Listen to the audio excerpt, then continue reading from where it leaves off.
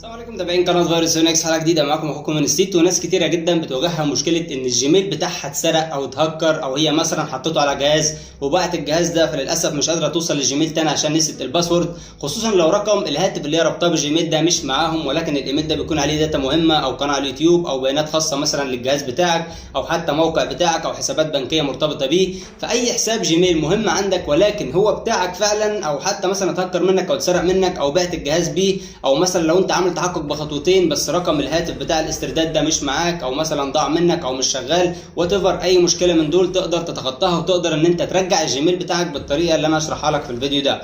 ولكن الطريقه دي بتنطبق للناس اللي فعلا الجيميل بتاعهم، يعني لو انت مثلا بتشوف الفيديو بهدف ان انت تسرق حساب جيميل بتاع حد تاني فالطريقه مش هتظبط معاك، لان باختصار كده الطريقه والفكره كلها معتمده على ان انت صاحب الحساب او المالك الحقيقي للحساب ده، لانك باختصار هتتواصل مع الدعم بتاع جوجل وهيقدروا ان هم يساعدوك في ان انت ترجع الحساب ده، بس بعد ما تثبت لهم ان انت فعلا مالك الحساب. طيب واحد هيقول لي ان الايميل بتاع جوجل اللي انت بتتواصل معاهم عليه مش هيردوا عليك.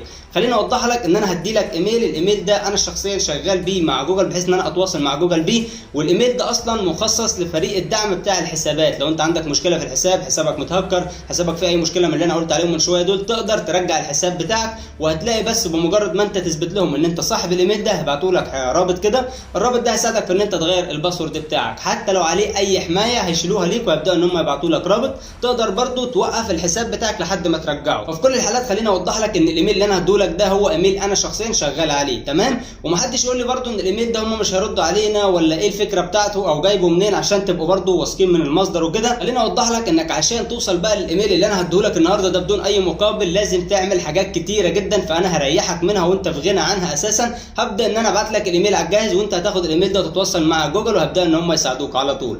طيب في نفس الوقت برضو الايميل ده عشان توصل له قلت لك لازم يكون عندك قناه على اليوتيوب، بعد ما تكون عامل قناه على اليوتيوب لازم يكون فيها اكتر من 1000 مشترك، ويكون القناه دي مفعله للارباح عشان تبقى شريك مع اليوتيوب، عشان يفتحوا لك ميزه التواصل مع فريق الدعم بتاع اليوتيوب بتاع منشئين المحتوى.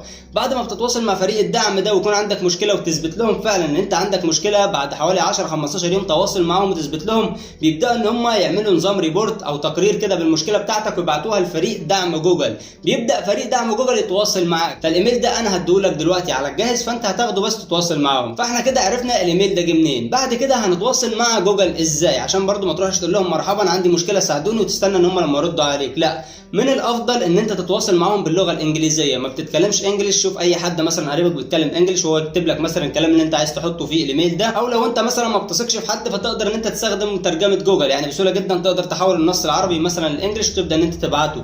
طيب ازاي هتبعت لهم ايميل، او ايه الفكره او النموذج بتاع الايميل اللي انت ممكن تبعته بحيث ان هم يساعدوك فعلا؟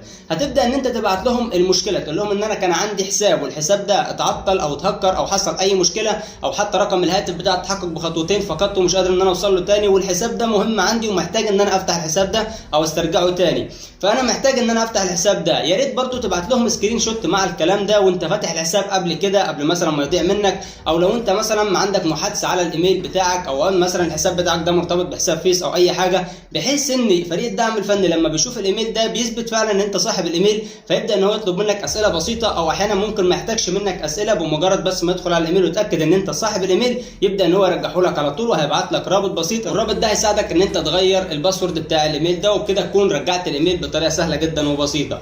بنصحك برضو ان انت تحتفظ بالايميل اللي انا هسيبه لك في الديسكريبشن ده برضو معاك، تنسخه وتخليه معاك بحيث ان انت حبيت تتواصل مع فريق الدعم بتاع جوجل بتاع الحسابات في اي وقت تقدر من خلال الايميل ده تقدر تتواصل معاهم بسهوله جدا. طيب الناس اللي هتقول لي هم بيردوا على طول ولا بيغيبوا في الرد، لا، هم مثلا ممكن حوالي ساعه او ساعتين على حسب الضغط عندهم، ممكن مثلا يقعدوا لحد 12 ساعه او 24 ساعه او 48 ساعه ما يردوش عليك، فما تقعدش تبعت رسائل كتير. يا ريت ما تبعتش رسائل كتير، هي رساله واحده بس فيها المشكله بتاعتك وتستنى لحد ما يردوا عليك. طيب امتى تبعت رساله ثانيه؟ بعد مثلا 48 ساعه ما ردوش عليك ابدا ان انت ابعت لهم رساله ثانيه، وتاكد ان انت كاتب لهم الرساله بطريقه سليمه والحروف والكلمات كلها بطريقه سليمه وباللغه الانجليزيه، ده من الافضل. تقدر تتواصل معاهم باللغه العربيه ولكن انا بنصح باللغه الانجليزيه عشان فريق الدعم يرد عليك ويساعدك على طول. وبكده نكون وصلنا لنهايه الفيديو بتاعنا، بتمنى تكون استفدت من الفيديو ده. يا ريت تعمل له شير لغيرك عشان كله يستفيد، ولو انت لسه جديد في القناه اشترك وفعل الجرس عشان يوصلك شعار بكل فيديو جديد. ولو انت عندك اي استفسار ولا اي مشكله ولا اي كومنت تحفيزي سيبه في تعليق تحت الفيديو، برضو برد على كل التعليقات. ونشوفكم في حلقه جديده من قناه فيروس. السلام عليكم.